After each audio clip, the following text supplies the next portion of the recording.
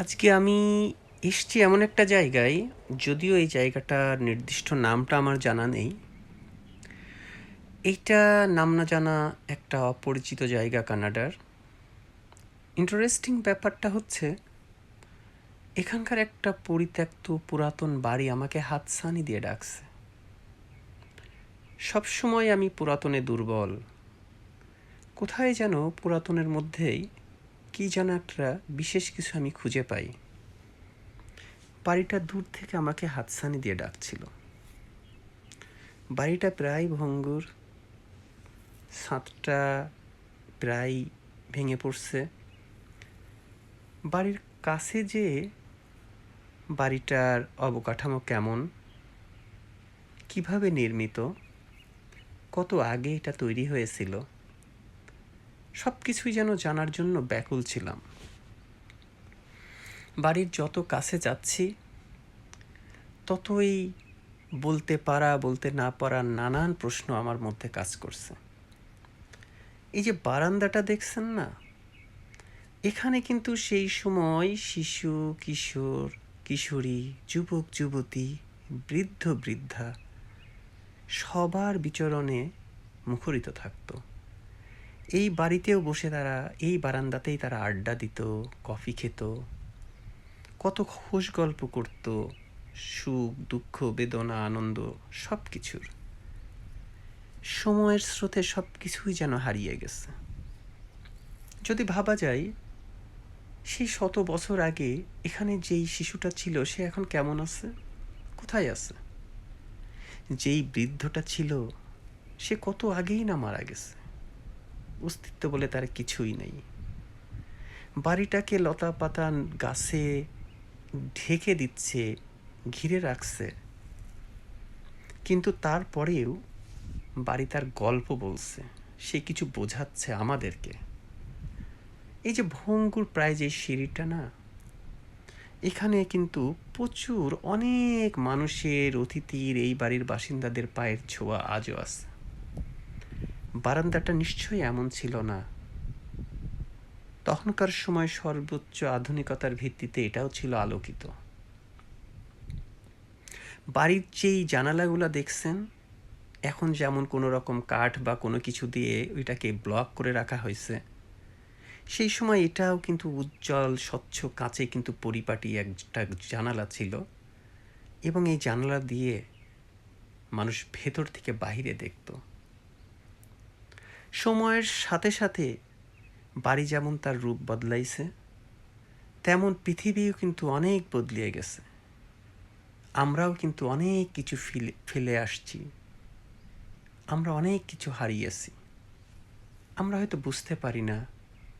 যখন আমরা এই বাড়ির কথাগুলো শুনি বা এই বাড়িকে কাছ থেকে দেখি, এই জাতীয়, নট অনলি এই বাড়ি শুধু, তখন হয়তো একটু হলেও আমাদের ভেতরে নতুন কিছু নাড়া দেয়, কোনো অনুভূতি, কোনো অনুভব। এই যে কনক্রিটে যে সিঁড়িটা দেখছেন, অবাক লাগে আমার। তখন কোনো মিস্ত্রি তার হাত দিয়ে এটা বানাইছে, তারা কোথায় হারিয়ে গেছে? যদিও সবাই বলবে এটাই তো বাস্তবতা, বাস্তবতার উপর ভিত্তি করেই তো ভাবনাগুলো আসে। কত মানুষ এই সিঁড়ি দিয়ে এই বাসায় প্রবেশ করেছে। সিঁড়িটার পাশে হয়তো তখন ফুল গাছ ছিল, আরো সুন্দর করে পরিপাটি করে রাখা ছিল। বাড়িটার চারপাশ নিশ্চয়ই এরকম আগাছা দিয়ে বা বনলতা দিয়ে এমন ছিল না। বাড়িটা তার নিজস্ব একটা রূপেই ছিল সেই সময়। এখনও সেই বাড়ি দাঁড়িয়ে আছে, এবং সে কিন্তু তার এই বর্তমান পরিস্থিতির উপর ভিত্তি করে আমাদের অনেক কিছুই বোঝাচ্ছে। তাই তো আমাদের মতো কিছু পুরাতনে দুর্বল মানুষগুলা হয়তো কিছু ভাষা বোঝার চেষ্টা করে এই পুরাতন জিনিসের মধ্য দিয়ে। বাড়ির সাথেই যেই আঙিনাটা, যেটা এখন আগাছায় পরিপূর্ণ, সেখানে সেই সময়ের শিশু, কিশোররা এখানে তাদের কলরবে মুখর করে রাখত। হয়তো তারা আজ অনেক বৃদ্ধ, বৃদ্ধা। তারা হয়তো এই বাড়ির সামনে দিয়ে মাঝে সাঝে যায় আর বাড়িটা দেখে। তারা হয়তো এখনও তাদের সেই স্মৃতিগুলা মনে মনে আওড়ায়। এই যে বারান্দাটা দেখছেন, হয়তো এর সামনের এই দরজাটা পরিবর্তন করা হয়েছে, কিন্তু তার ফুল যেই অবকাঠামো, যেই ভিত, সেটা কিন্তু আগের মতোই আছে। কতই না গবাদি পশু থাকতো এখানে। এটাও তখন ছিল খুবই গুরুত্বপূর্ণ একটা বিষয় তাদের জন্যে। এই যে দূরে আর একটা শেড দেখছেন, এটাও ব্যবহৃত হতো কোনো বিশেষ প্রয়োজনে। আজ কিন্তু সেটা প্রায় মৃত, জীবহীন হয়ে পড়ে আছে। জীবন নিষ্প্রাণ হয়ে পড়ে আছে। তো এর দিকে তাকালেও বোঝা যায় যখন এখানে ছিল ব্যবহার উপযোগী, যখন এই জায়গাটা ছিল আরও নিট অ্যান্ড ক্লিন, সেই সময়কার মানুষগুলো যখন এখানে আসতো, এখানে যেত, এখানে কাজ করত, একটু কল্পনার চোখ দিয়ে দেখেন, নতুন কোনো দৃশ্য দেখতে পাবেন, নতুন কোনো রূপ আপনার সামনে ভেসে উঠবে। তো এই জায়গাটাতে এসে আমি এই যে ঘুরছি, দেখছি, শুধু আমাকে, আমার মনকে শত বছর পেছনে নিয়ে যাচ্ছে। তখন আমার অস্তিত্ব ছিল না, তখন আমি বলে কেউ ছিলাম না, কিন্তু এই ঘরটা ছিল। ঠিক এই ঘরের পাশেই আমি নামে কেউ জন্ম নিয়ে আবার এর পাশে এসে একে দেখছি, ঠিক এর সেই অস্তিত্বকেই আমরা উপলব্ধি করছি, বুঝতে পারছি। এর এই অস্তিত্বের জানান দেওয়ার ভেতরে যেটা আমি বুঝতে পারছি, যে জীবনটা কত অল্প সময়ের। জীবন বলতে আসলেই আমরা কতটুকুই বুঝি বা কী বা বুঝি। এই যে ভঙ্গুর প্রায় যে বার্নটা দেখছেন, এর যেই কাঠগোলা ভেতরে যেই অবকাঠামো, যেই ইনফ্রাস্ট্রাকচারগুলো আমরা দেখছি, এটার যদি প্রতিটা অংশ একা একা ভাবা যায়, প্রতিটা অংশের ব্যাপারে, তাহলে বোঝা যাবে যে প্রতিটা অংশেই সেই শত বছর আগের কোনো এক মানুষ আমার মতোই, তার ছিল ঘর, তার ছিল বাড়ি, তার ছিল প্রিয় মানুষ, তার ছিল সন্তান, তার ছিল কর্ম, তার ছিল বেতন, এই সব কিছুই নিয়েই যে মানুষটা, সেই মানুষটির প্রত্যেকটা জায়গায় ছুঁয়ে ছুঁয়ে কাজ করেছে। তারা চলে গেছে, কর্মটা রয়ে গেছে, তারা নাই, কিন্তু তারা যে ছিল সেটা প্রমাণ করে এই ভঙ্গুর প্রায়, এই নিষ্প্রাণ, এই বার্নটা।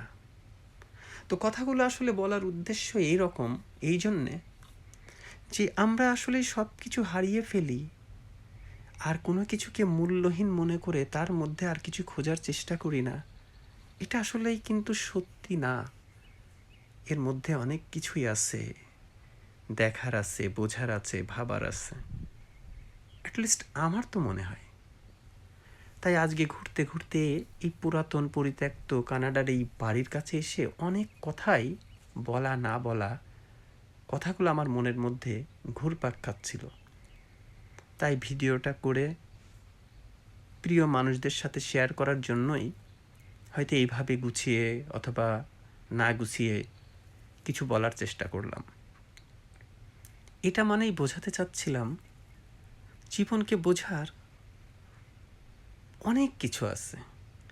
ঠিক যেমন অবহেলিত এই বাড়িটা আমাদেরকে জীবন সম্পর্কে অনেক মেসেজ, অনেক কিছু দিতে পারে। এই যে খোলা আকাশটা, পাখির দল উড়ে যাচ্ছে, এই আকাশ দিয়েই কিন্তু তখনকার সময়ের অন্য পাখির দল উড়ে যেত। তারাও কিন্তু ঠিক এই রূপটাই প্রকাশ করত। এটাও কিন্তু জীবনের একটা মর্ম বোঝার বিষয়। এই জন্যই কোনো কিছুই যেন ফেলে দেওয়া, মূল্যহীন মনে করা বা অবহেলা করার